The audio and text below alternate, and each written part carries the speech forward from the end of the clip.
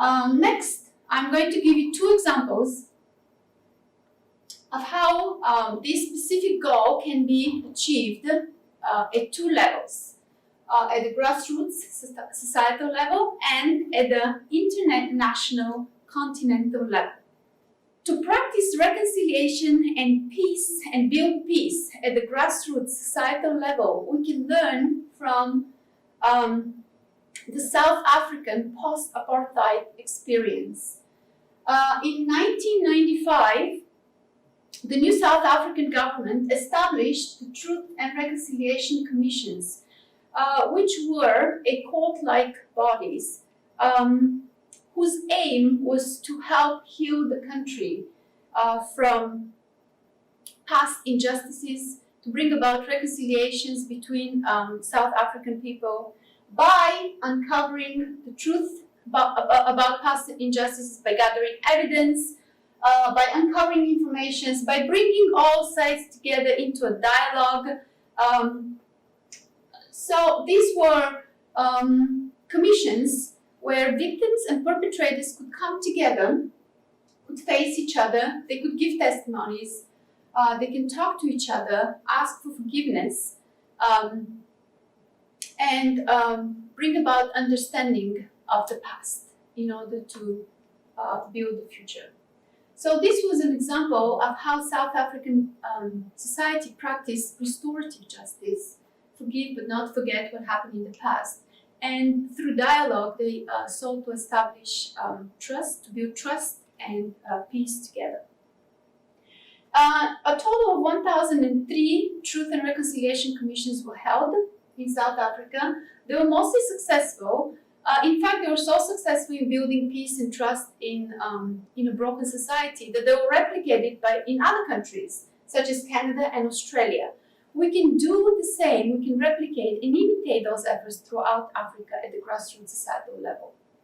My next example of how we can achieve the second goal of Aspiration 4 is at the continental African Union level.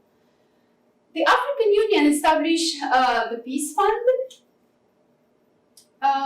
that was in order to provide financial support for several operational activities, such as mediation and preventive diplomacy, improving institutions throughout the continent, as well as peace support operations throughout the continent of Africa. Currently, the budget of the Peace Fund is $400 million that is replenished annually. So this is money that is available to all African Union members.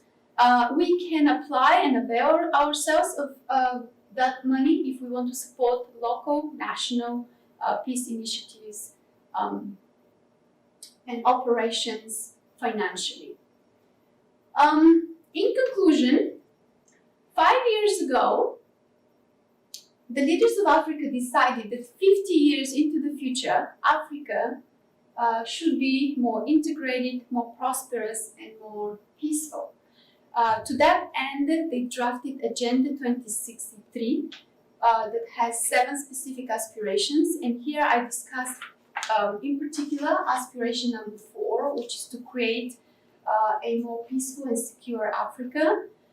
And goal number 2 specifically was to develop ways in which this can be accomplished at all levels in order to prevent future strifes, future conflicts.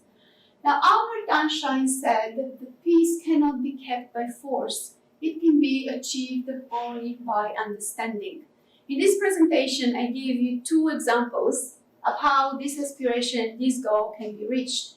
Those initiatives were at the grassroots societal level through the Truth and Reconciliation Commissions and providing financial support through the Peace Grant at the continental internations level.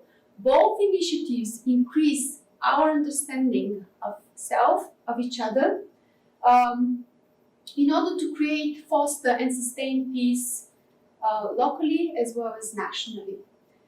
So that we can thrive as individuals and as members of our community, of our nations, and of Africa. Thank you. Merci et à bientôt. Tuanana tena. Goodbye.